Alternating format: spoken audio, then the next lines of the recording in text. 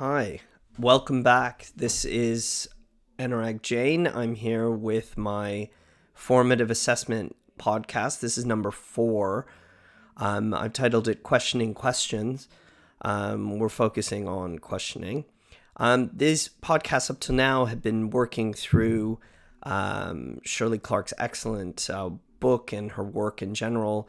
The book I've been inviting you all to be reading is Outstanding Formative Assessment, Culture and Practice. But as I've been doing them, I've found myself talking about more and more wider issues and things that I want to invite and bring into the discussion, even though Shirley Clarke underpins a great deal of what I'm talking about. When it comes to questioning, I think I'm going to go back to Dylan Wiliam, and I'm going to invite you to look at this book, Embedding Formative Assessment. I think it's going to be even more helpful for us when thinking about questions, their purposes, and how to do them. Yet again, another practice that we all think we understand and do really well. I hope to take you on a journey to kind of put some pressure on that and to think about how we can improve questioning in our classrooms. Okay, so this is our starter. You're observing these two lessons. What feedback would you give to these two teachers? So lesson A, the teacher asks a question. There's an awkward silence. Come on, guys, this is easy. You should know this. Some students shoot their hands up when there is a clue offered. 3 students answer. It is easy to remember when you try. Anyone still not understand? Silence. If you have no questions, put your thumb up. All students put their thumbs up. Teacher moves on. Lesson B. Teacher is shooting quick-fire questions around the room. She's avoiding the students with the hands up. The teacher asks a variety of questions, and the students are getting all the answers correct. Okay, so you observe both these lessons, and I want you to think about what feedback would you give these teachers. Now, when we're giving feedback and when we're thinking about what our expectations are for what is in a lesson, I really want you to think about the fact that complex tasks, and teaching is definitely a complex task, require a theory, practice, and dialogic discussion for improvement. It is one thing to be just told what to do and how to do it to improve, but that isn't always going to work, particularly with something complex like teaching. So here we see some problems right from the start. Why is the teacher berating? And berating, in fact, the fact that students not only don't participate, but that the questions are easy and that they should know the answers. Some students put their hands up when a clue is offered. 3 students answer. Okay, this is not a learning culture classroom, one that focuses on effort and full participation and collaboration of all the people involved. And the first thing that I would want to kind of address that we built on up in these videos is the learning culture. The second is the aspect of asking a question to individuals or to the class as a whole and not offering students an opportunity to talk. And without that talk, there's something deeply lost, which is, how do we know all students know the answer? How do we know all students are actually thinking or participating? There's further comments that are not necessarily helpful towards building a culture of growth and resilience. And it isn't always clear to everyone, or certainly to me, the observer, what it is that students are supposed to be doing. Now, this could be a starter, that's fine, but they fall into a really classic misapplication of a formative assessment technique, which is to get the student to self-assess by saying, yeah, they understand. Because students know that if they smile and they put their thumbs up and they look like they understand, it's highly likely that you will leave them alone. And these coping mechanisms are really important for teachers to understand, so that they have different techniques for addressing and moving around students' refusal to participate. So those would be, now that I have made these videos and I've talked to you about the kind of common language, that's what I'd be looking for. Those would be the angles where I would be diagnosing and giving feedback on what I'm seeing. So it'd be learning culture, talk partners, and how do students know what to do? Those 3 pillars. A checklist can, it's true, like success criteria, give you a guide to improve. And I'm a big fan of Atul Gawande, and I would recommend you read his work, and his book on the checklist and washing hands seems so prevalent and powerful right now during the coronavirus. But I do want you to think about that. You cannot turn teaching into a checklist activity. And if you do, what you got to remember is the most you'll get is a level of compliance with the checklist. Alternatively, what I'm trying to put to you in these podcasts is that if you understand what you're doing and why, and you're able to talk about it, that's when you're really going to start seeing substantial improvements in your practice.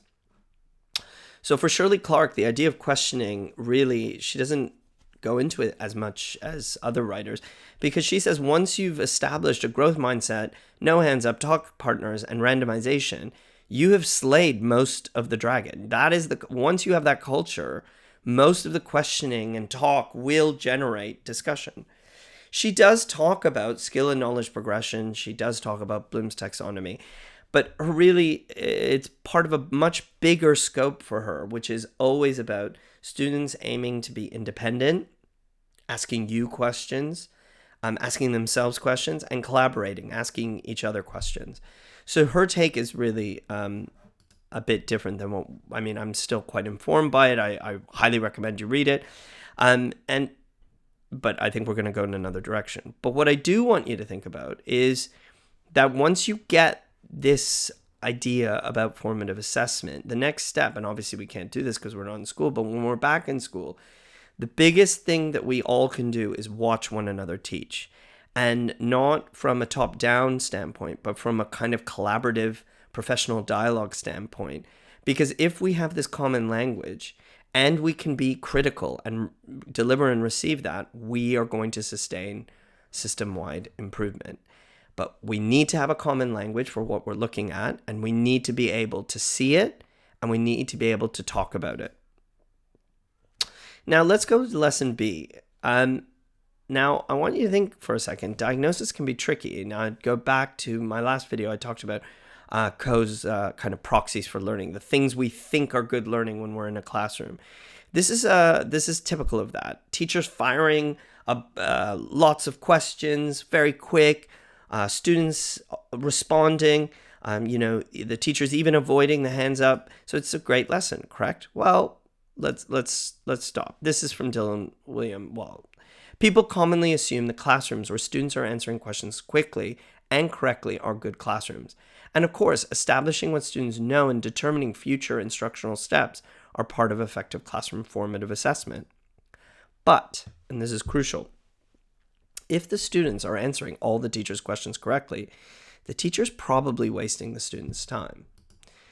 The issue here is really, what is a question for? What is its purpose? And how do we use it? If everybody's answering all your questions correctly, what's the point of asking it? So let's think about questioning.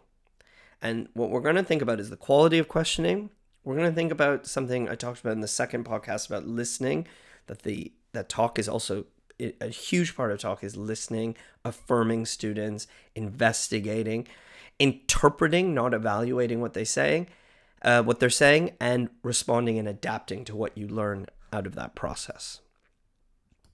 Okay, so here's those rubrics I talked about before. I'm just going to take you back. This is a interesting book, John Mason's Researching Your Own Practice. I just love the title so much, The Discipline of Noticing, because I think that's what really another way of thinking about formative assessment is, and a way of thinking about your own practice and improving your own practice. And what he says is we develop routines and into habits so that we reduce our mental strain. But to improve, we need to go in the opposite direction, which is enhancing and sharpening our awareness of things.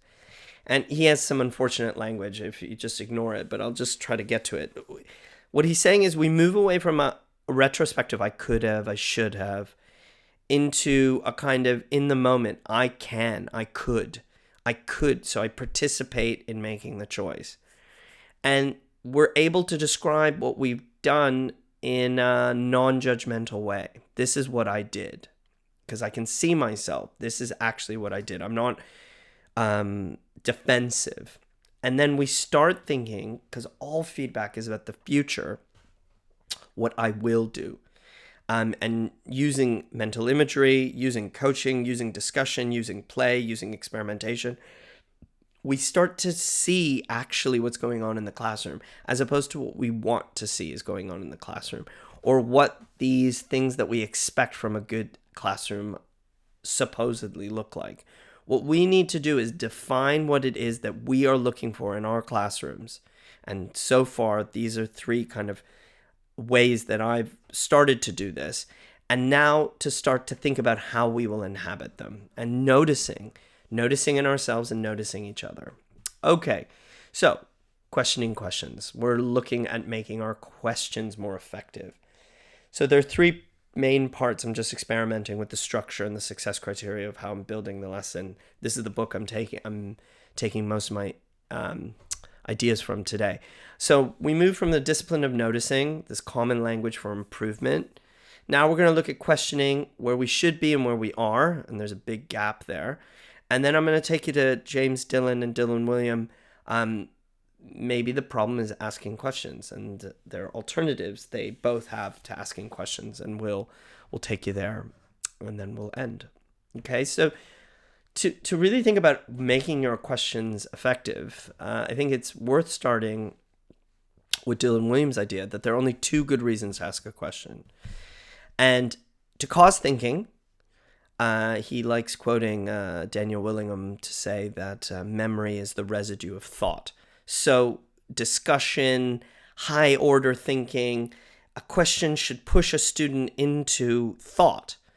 The other reason we'd ask questions is to collect evidence for the teacher to figure out what we should do next. If we clarified that those are the 2 most important reasons we would ask a question, then we know we can make more effective questions. So immediately today, right away, as Shirley Clarke said, you can improve by no hands up, except to ask a question, talking partners, randomization, and crucially, no opting out, that students never feel that I don't know is an adequate response. That once we get full engagement, that's one way, an intervention that all of us could do that would improve. But that still is not going to get us completely there. John Hattie, this is a book from 2012. This was really popular. He did the meta-analyses of meta-analyses. There's a lot of problems with his approach. I'm not going to bore you with that right now, but if you are interested in, you can look at it. This became a very hot topic for a while. It kind of solved teaching. Now neuroscience has solved teaching. Don't worry, something's going to come along again to solve teaching. Perhaps now it's going to be robots and computer learning. But putting that aside, here's John Hattie in 2012. This is 2012. This is what he found. Teachers talk about 70% to 80% of the time. We ask about 200 to 300 questions a day. 60% are recall. 20% are procedural, as in where are your books. Less than 5% of the time is spent on group or whole class discussion of meaningful ideas. And 70% of answers take students less than 5 seconds and on average involve 3 words. So this isn't good. And if you go to his, however problematic the data analysis for this work, I still think there's some really great ideas that can come out of John Hattie's work, and he just confirms a lot of the thinking that I'm certainly influenced by, but formative assessment certainly, which is you need a culture of thought and metacognition to really improve learning. That talking and talk partners, and that they're consistent and embedded, and that randomization, that all students could be called on at any moment, those are crucial aspects to creating an atmosphere where those things don't happen. But now we got to think about, because look at the types of questions we're asking. We got to think about the quality and purpose of a question, getting other people other than you, the teacher, to listen to that answer. And then, of course, what do we do with the information that we find out? So, we could think about when I first was thinking about this, I was going to go on a very lofty walk down the origins of teaching and Socrates and the Republic and how there's I'm not going to get into it anyway. But really, Socrates is an important person to think about, and an important teacher because he wrote nothing down. It was all oral. Plato wrote down what he did. Plato then taught Aristotle, and you have that lineage of those three fantastic teachers of all time. And so for Socrates, questioning was crucial. And, in Philosophy for Children and Socratic Questioning, questioning has the potential for really extending thought. So, from Socrates, you get the idea of clarifying thinking, challenging students about their assumption, providing evidence, discovering alternative viewpoints, exploring consequences. Those were all essential to that pedagogy that come out of it. It's dialogic in the sense that he listens very closely to responses, because when he gets the response is where he makes the next move. Because what he's trying to figure out is not just why do people think what they think. He's trying to do something quite lofty, which is to try and get the person listening, the student, for themselves to realize why they think what they think. And that is really the origins of maybe philosophy. It's exploratory. He doesn't just hammer them. But, I had a teacher in university who said, well, he's quite coercive. He appears exploratory, but actually he's got a point that he's pushing through. And then we could debate this more. But I think it is worth noting that he had ideas. He wasn't just it wasn't a free-for-all, well, especially in Plato's dialogues, that there is actually a direction to where this is going, but that it is open and it is exploratory and it allows and facilitates exploration. There's an art form here. This is really not easy. And Robin Alexander, in his new book, his follow-up on dialogic questioning, he talks about a repertoire of questions. And they look how well they map on to these Socratic ideas. That you initiate, questions are there to initiate, elicit reasons, opinions, reflections. So you start up the student. Use questions to probe and clarify why, how do you know, and expand. Can you give me another example? Is there an alternative explanation? You see a lot of these Socratic ideas really map onto advanced modern processes. This is what we should be doing, right? Right? But we're not. Because as John Hattie noted, and I'm going to bring you back to Mary Rowe's research, a lot of our questioning is initiate, respond, evaluate. That classic, not just asking a question, getting a student to respond, and evaluate. Really, with less than a second after the question for the student to think, and then less than a second to already jump on their answers and evaluate. And this is not effective questioning. What we need to do, I don't know why this is happening. Let me find out. Okay, here we go. What we need to do instead is think about, to get out of this cycle, we need to plan our questions. We need to listen. Again, there come talk partners and randomization. Think about it as scientific sampling. I'm always investigating what students know. And then with this, I need to think about what am I going to do next? And a lot of the time, that's going to be more questions. And we're going to think about that. So for Dylan Wiliam, what this really means to become better at questioning, or to think about questions differently, is the redesigning of the notion of questioning. And maybe I'm going to push you a little bit onwards into thinking about assessment. And this means changing teacher and leadership mindsets. So for teachers and leaders, we have to move from an idea that we're evaluating to interpreting. And we need to move from a data-driven decision-making to decision-driven data collection. And now let me walk you through what his ideas are there. So an evaluative mindset is one that notices they got it right, they got it wrong. And that's what they're interested in, whether students got things right or wrong. Interpretive is, what does this reveal about the students or the class's understanding? So I'm less interested in the right or wrongness of things, but the thought process and the conceptions that got students there, that becomes more interesting to me. For data-driven decision-making, moving to decision-driven data collection, what the fundamental idea here is that teachers should not just hoard evidence of student achievement unless you know what you're gonna plan to do something with it. So instead of just creating moments to harness data and assessments, instead we design or determine what decisions we need to make and figure out what kind of evidence we need from our students. And we design questions that help us get that data. So notice these two concepts are real flips. Sorry, I didn't mean it in a rude way. The movement, as one student said to Dylan Wiliam, was the idea that our teacher used to be interested in whether I got the answer right or not, and now they're more interested in what I'm thinking and why. And if we can really think deeply about the kind of questions we design that will give us the most valuable information in a quick and efficient manner so that we can adapt our teaching to that, well, then we're really going to be doing something special. So Dylan Wiliam quotes some research by Brown and Ragg in 93 where it's just common errors in questioning, and they should haunt all of us. We're all guilty of so many of these. Asking too many questions at once, asking a question and then answering it yourself.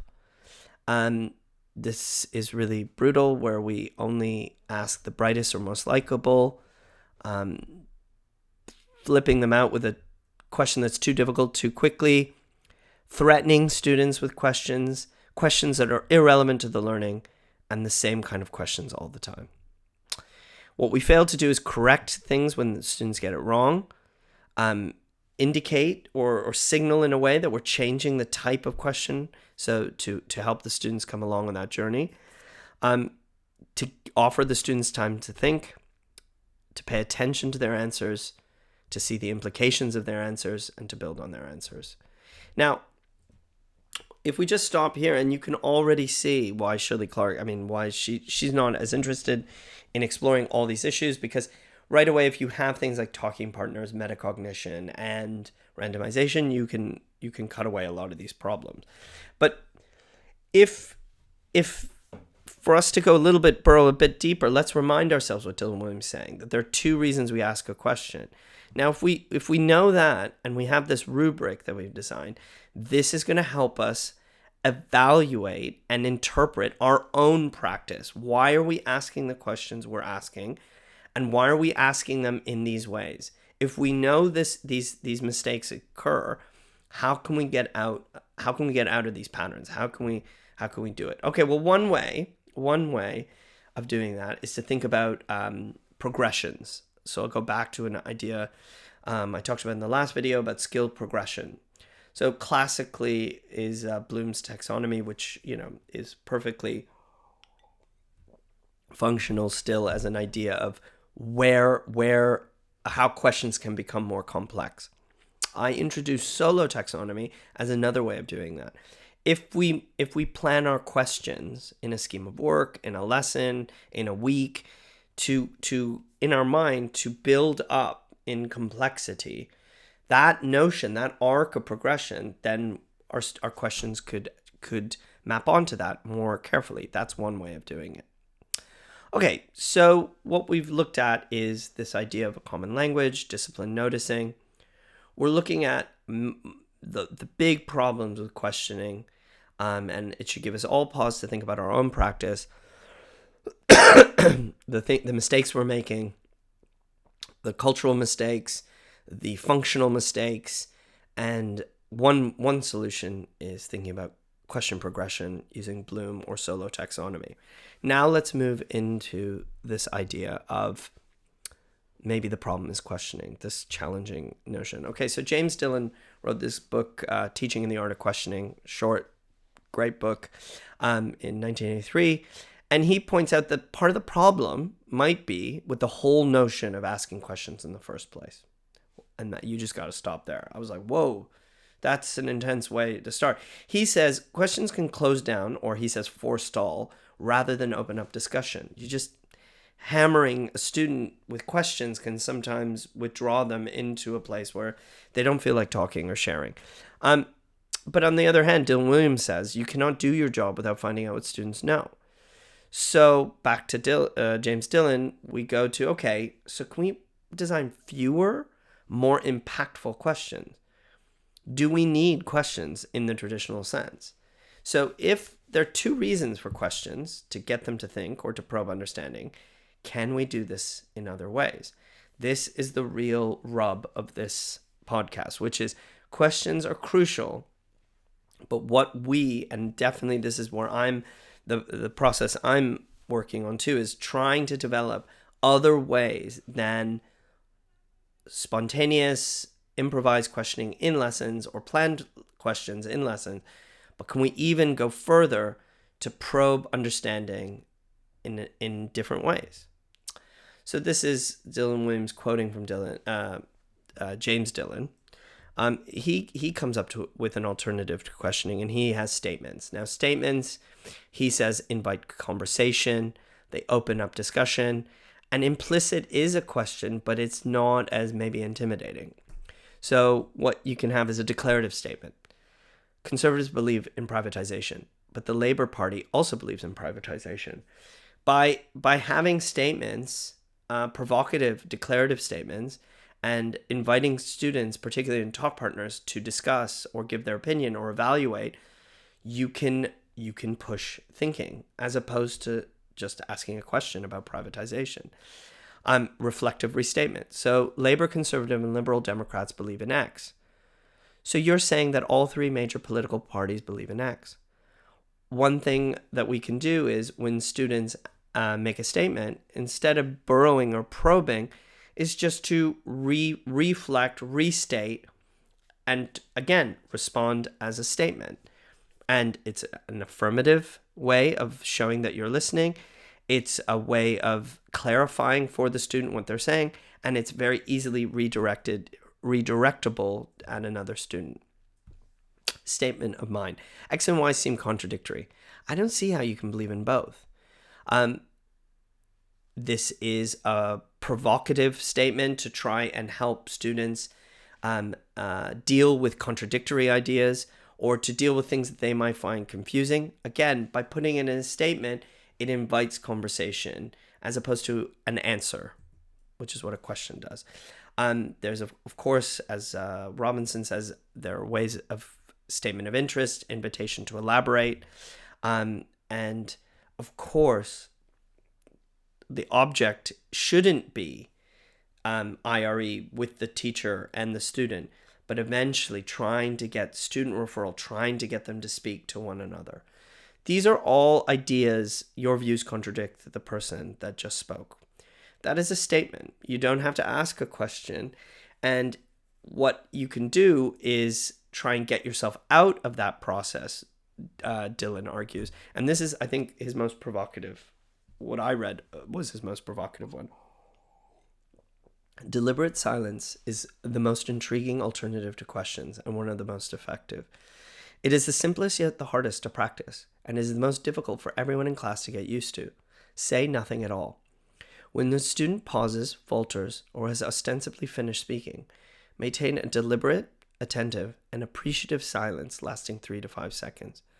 Chances are that the speaker will resume or another student will enter in. Deliberate silence is difficult for teachers because they feel impelled to speak out of a sense of responsibility, if not anxiety, for maintaining and directing classroom discourse. For many teachers, a period of silence seems to be awkward, perhaps wasteful, and a silence of 3 to 5 seconds seems to be a void. This is a technique that comes also from philosophy for children, but it's one where the teacher stops being the evaluator of student responses. And the teacher neutralizes and forces or creates situations where students are listening to one another. And I just thought that this is just another interesting idea to once again acknowledge that the teacher has to deprogram themselves, has to change their own habits to find a new way in. Excuse me. The next idea comes from Dylan Wiliam, embedding formative assessment. He talks about question shells. So he starts looking at, instead of the teacher, thinking about questions as always coming from the teacher, but question shells being something the students ask the teacher. So here are some shells. How are X and Y different? How are the strengths and weaknesses of blank? What is the difference between blank and blank? Explain why. What would happen if? Why is blank an example of blank? And I've given you some examples on the right, just lifted from his book. He has a lot more examples, by the way. But his idea is simply what we do is, it's really hard to just get students to spontaneously generate questions, and we all know that. So what he says is we give these shells to students, and they generate questions for the teacher or the student to answer. And it could be a quiz or something at the end of a unit. But then he says something really interesting, which is you could give them this bank of questions at the start of a unit, and you could create this sense of what the students actually want to learn or want to burrow under. He's got a lot of these question shells in the book, and I invite you to look at them. I've never done this, and rereading this material, I've thought, okay, this is something I need to practice, which is getting them to ask more questions. I really like, the influence that Philosophy for Children had on me was that the question shouldn't be from us to them, that it should be from them to us, and not for us to answer them necessarily, but to help create a culture of questioning where we're all questioning each other all the time. And that seems like a powerful technique.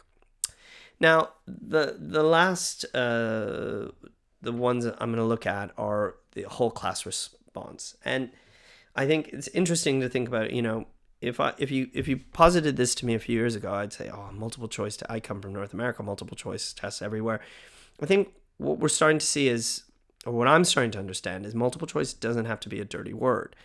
And you can get digital feedback from students, and you don't need technology.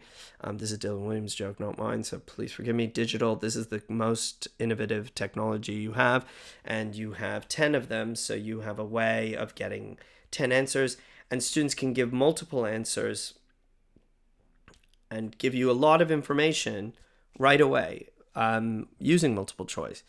If you design multiple choice well and you distract with concepts that can mess students up, or that you can have multiple correct answers, or I should add no correct answers, multiple choice goes from being this kind of rudimentary, kind of simple activity into something quite sophisticated.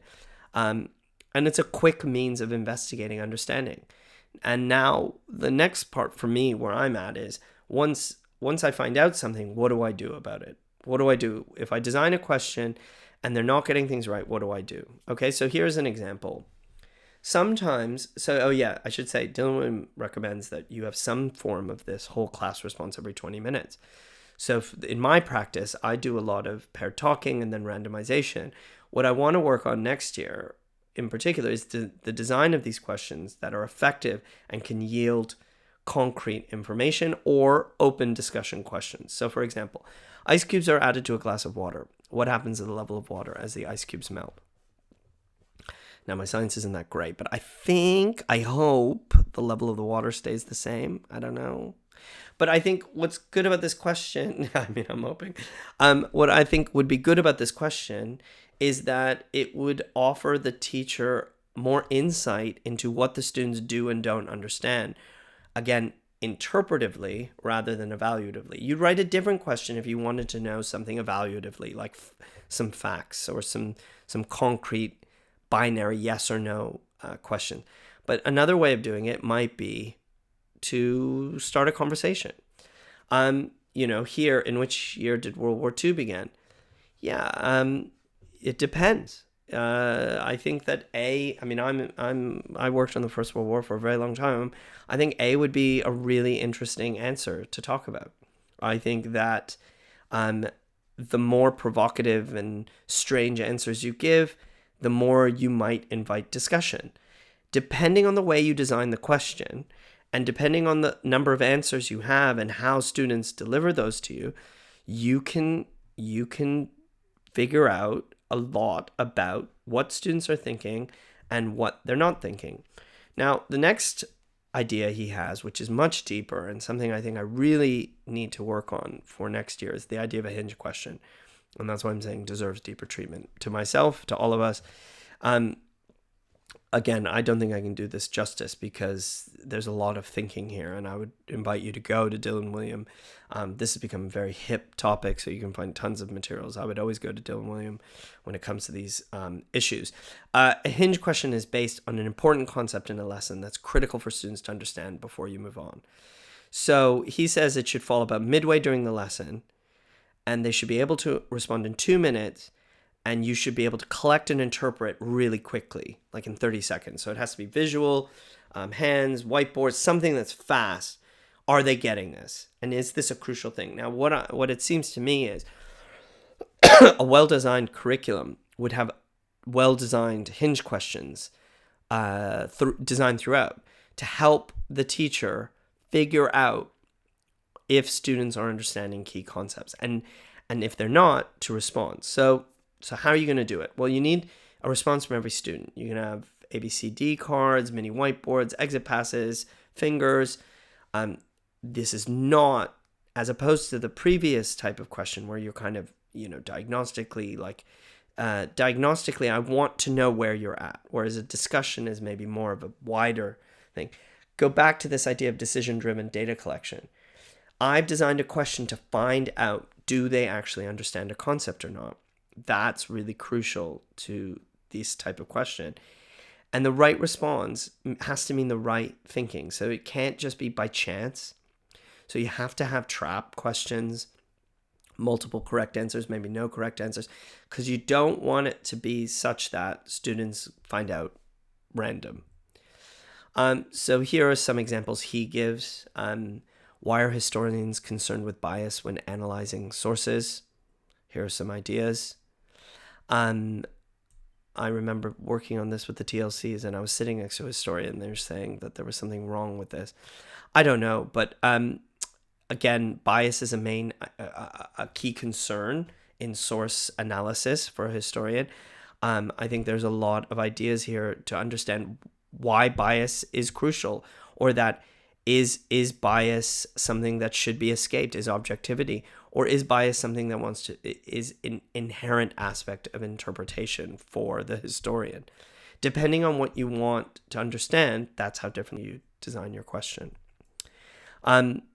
This question not only would force us to figure out what a median is, it would force us to figure out what happens when we have repetitions. I had to look that up. And what happens if there's 1, 2, 3, 4, 5, 6, 7, 8 entities, and there is no actual middle entity? What am I going to do? Do I drop away one of the 22s? Do I do something else? We know that we do something else. So all these answers really can yield us different understandings of, do students actually understand what this word, this concept means, and can they apply it? So what do you do with this information? This is from Dylan Wiliam as well. Okay, so let's say all the students got it correct. You could check the explanations randomly and why the distractors are incorrect. So you could always use incorrect answers for kind of formative discussion. If 80% get them right, you could work with the 20%, set some kind of extension for the others. If half are correct, you could pair up students. Mostly incorrect, well, then you can do some coaching, or you may have to reteach. If all incorrect, you got to figure out how important this hinge was. Because if it's crucial, you can't move on.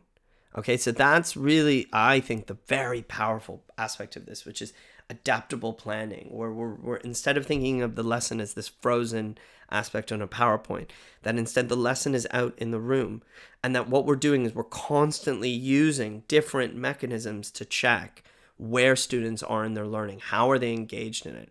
We're using that through randomization, through talk, yes. We're using that through success criteria and as a way for them to gauge success and for us to.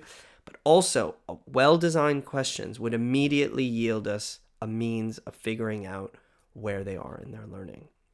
So, thinking about questioning and assessment, we need to move away from this IRE, quick-fire type question. We need to go to a culture of talk and question.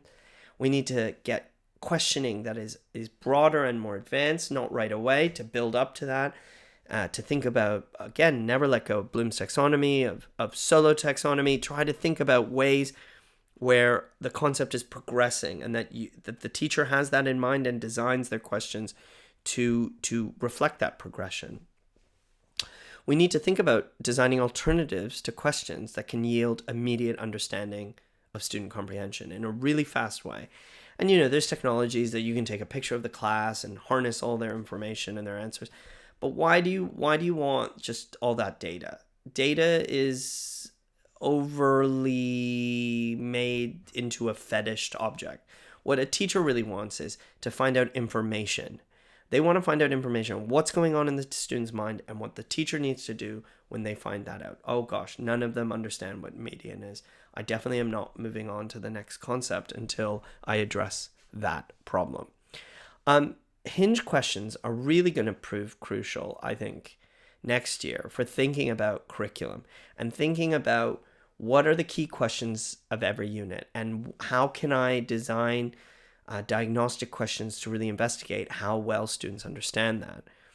I think there's even something bigger here, which is if we rethink questions, we can start to rethink assessment, and we can recover the multiple choice question as a means of well-designed questions for knowledge, skills, and application can yield us an enormous amount of information in the assessment means that isn't only a full practice paper. That if we start to embrace the redesign of questions, what we're doing is we can start to redesign assessment itself to help us understand what we can do in designing our own curriculum and our own questions so that we can understand really quickly what things students do and don't understand and how we can adapt our teaching to address those. So what we talked about today is questioning, of course. We talked about the discipline of noticing. We're talking about the questioning culture. And once, Shirley Clarke argues, once you have talk partners, no hands up, randomization, you're well on your way to breaking a lot of the problems. We should go further, though, and think about IRE and the common errors in questioning. And these things are really the crucial crux of addressing some of our own problems. And then finally, we looked at thinking about maybe questions themselves are an issue and that maybe we can use alternatives to questioning. So to end, I just want you to go back to this idea of the discipline of noticing. And I want you to think about and reflect on your own practice as an area for growth. I want you, when you go back to teaching or when we go back to the classroom or if you're teaching from home, I want you to think about experiment, play, take risk, put pressure on these ideas that are coming at you. But if we can start taking risk and playing, we're going to discover new things in our professional capabilities and in our sense of efficacy ourselves as teachers. When we're strong and back and when we're given time and when we have time, what we really should be doing is spending more time watching each other, taping our lessons, watching ourselves, and starting a professional dialogue using a shared language of expectation. I invite you to, that's what these podcasts are here for. I'm really trying to define what I would want to see in a lesson. Now, whether you agree or disagree, what we need to do is define what that language is so that we have a common way of speaking and we can have professional conversations that are dialogic, that explore how to actually push learning on. Because when we're speaking to one another, we're giving feedback. And feedback's only feedback, essentially, if we adapt our practice and change. And that's really what we're going to look at in the next podcast. You see what I did there? Feedback, a very popular and vexed topic. I talked to some NQTs about this about a little time before we shut down, and I'm going to share with you some of those ideas. Thank you so much for those of you who are writing me and letting me know how you're finding these materials. Please do get your hands on these books, engage with it, read for yourself. There's way too much out there. What I'm suggesting are things that could save you a lot of time, but by all means, tell me what you're reading, tell me your ideas. I look forward to the discussion and the debate. I hope you're all having a restful and good time and are in good spirits, and I hope to talk to you soon.